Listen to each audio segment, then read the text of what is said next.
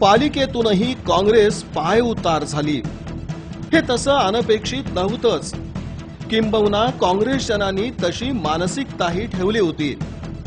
प्रश्न काँग्रेसच्या अस्तित्वाचा होता, पण कुणी लढण्याच्या तयारीनं उतरलाच नव्हता। काँग्रेसनं आपली हार जणू मान्यच केली होती। परिणाम मानहानिकारक पराभव आणि अस्तित्वाच्या मुळावर जबर घाव। हरलेल्या मानसिकतेचंच सुशीलकुमार शिंदे यांनी नेतृत्व केलं। प्रणिती शिंदे यांनीही जान आणण्याचा प्रयत्न केला, पण सारं व्यर्थ। निवडणुकीच्या रिंगणात उभ्या काँग्रेसजनांना पराभव स्पष्ट दिसत होता। कुठल्या वक्तृत्वानं नेतृत्वानं तो थोपवणं शक्यच नव्हतं। हे विरोधातलं राजकीय वातावरण नव्हतं। अँटी इन्कम्बन्सी असा कोणी उल्लेख करेल, पण तसंही नव्हतं। हा होता सोलापूरकरांच्या मनातला संताप आणि चीड। हा गुस्सा काँग्रेसवरचा होता, तसा तो पालिकेतील कारभारावरचा होता। प्रश्न परिस्थितीचा होता। शहरवासियांमध्ये हतबलता होती। सोलापूरकर संधीची वाट पाहत होते। पालिका निवडणुकीच्या निमित्तानं ती मिळाली। यामध्ये शहरवासियांनी आपला रोष दाखवून दिला। मतं यांना दिली त्यांना दिली, पण काँग्रेसला जाणीवपूर्वक झिडकारलंच गेलं। जणू काही अद्दलच घडवावी अशीच भावना मतदारांमध्ये असावी। खरं म्हणजे सोलापूरकरांमधील हा संताप, चीड, रोष आजचा नाही। 2007 सालापासून तो समोर आला। जनमत काँग्रेस विरोधी होतं, पण राजकीय पक्षांच्या साठमारीत त्याचं विभाजन झालं। जनतेच्या रोषाला यश आलं नाही। 2012 मध्येही हेच घडलं। सोलापूरकरांच्या संतापात भर पडतच गेली। आज पुरता असंतोष खदखद बाहेर पडली। काँग्रेसचा पराभव वरकरणी राजकीय वाटेल। प्रत्यक्षात शहरवासियांनी आजवरच्या परिस्थितीचा रागच काँग्रेसवर काढलाय। जनाधार कमी होत चाललेला असताना त्याची काँग्रेसनं कधी फिकीर केली नाही। लोकांच्या संतापाची दखल कधी घेतली नाही।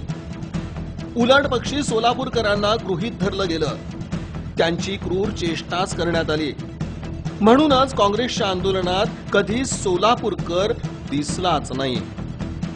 पक्षातील काही मंडळी सत्तेत मशगूल।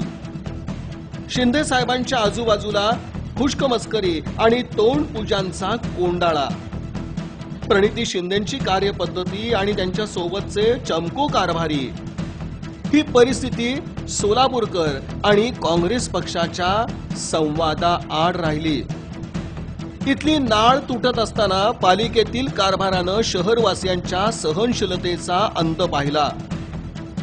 अगदी पाण्यापासून मूलभूत सुविधा, शिक्षण, आरोग्य साऱ्या आघाडीवर इथल्या नागरिकांना हाल अपेक्षा सहन कराव्या लागल्या।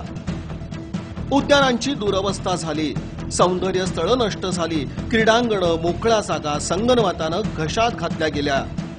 साधी बस सेवा देण्यात सत्ताधारी म्हणून काँग्रेस अपयशी ठरली। शहर आणि शहरवासियांची वाट लागत असताना पदाधिकारी दालनांवर लाखो रुपये उडवत होते। अशा संतापजनक घटना सोलापूरकरांच्या मनात घर करून होत्या। काँग्रेस भवन, जनवात्सल्य यांचं पालिकेवर कुठलं नियंत्रणच राहिलं नाही। मग काय, कुणी कधीच कुठली संधी सोडली नाही। अशा कारभाराचे परिणाम काय होतील याची तमा कुणी बाळगली नाही। काँग्रेसनं जनभावना ध्यानात घेतलीच नाही। आज पराभवाचं काँग्रेस जेव्हा आत्मचिंतन करेल, तेव्हा लोकांमध्ये राहून कार्य करणारे आभावानच दिसतील। केवळ शिंदे साहेब आणि ताई ताई म्हणत मिरवणाऱ्यांची संख्या इथे अधिक। आता अशी मंडळी पुन्हा पक्षाला कशी सावरतील हा खरा सवाल आहे। पैशाच्या जोरावर निवडणुका लढल्या जातात असा समज आहे, पण हे पूर्ण सत्य नक्कीच नाही। पक्ष संघटन, त्याचं कार्य याकडेही काँग्रेसचं दुर्लक्ष झालं। कुणीतरी कुणाला पटत नाही अशा हट्टाखातर जी पावलं उचलली गेली त्याचे परिणामही काँग्रेसला पालिका निवडणुकीत भोगावे लागलेत. ज्यांनी पक्षासाठी मोठं योगदान दिलं त्या दिवंगत विष्णुपंत कोठे यांच्या बाबतीत जे घडलं त्याबाबत सामान्य काँग्रेस कार्यकर्त्याच्या मनात नक्कीच खंत असणार आहे. कुणाला तरी पालिकेतून बाजूला सारायचं म्हणून चंग बांधला गेला. भ्रष्टाचारी आमच्यातून गेले असा प्रचार झाला, पण तो मतदारांनी अमान्यच केलाय. पालिका निवडणुकीत सोलापूरकरांनी जाणीवपूर्वक काँग्रेसचा मानहानीकारक पराभव केलेला आहे. तो का आणि कशासाठी याचा विचार आज गरजेचा आहे. 30 मार्खा आणि खुश्क मस्करे, तोंड पूजे, बोल बच्चन यांचा कोंडाळा काँग्रेस भवन आणि जनवात्सल्यावर दिसतोय. यांनी कधीच सोलापूरकरांच्या भावना शिंदे साहेबांपर्यंत पोहोचू नयेत याचीच दक्षता घेतली. पालिका चरण्याचं कुरण बनली. शहर विकास, शहरवासियांच्या अपेक्षा यांना खीळ बसली. 50 वर्षाच्या वाटचालीत इथले लोक, त्यांच्या गरजा याचा विचार कमी झाला, तर निवडणुकीपुरता वापर वाढीस लागला. काँग्रेसच्या कार्यपद्धतीबाबत जनभावना दुखावतच गेली. ही सारी अस्वस्थता मतदान यंत्रातून प्रचंड प्रमाणात व्यक्त झाली. पालिका निवडणुकीत जो काँग्रेसचा दारुण पराभव झाला त्यातलं हे वास्तव म्हणावं लागेल. लोकशाही व्यवस्थेत लोकभावनाच डावलली गेली तर काय होतं त्याचंही उदाहरण. बाकी पुन्हा उभारी घेण्यासाठी काँग्रेसला प्रयत्न करावेच लागतील. तेव्हा पक्षातील अशी वास्तवता ध्यानात घेऊन पावलं उचलण्याचा प्रयत्न झाला तर तो अधिक परिणामकारकता साधेल असंच वाटतं.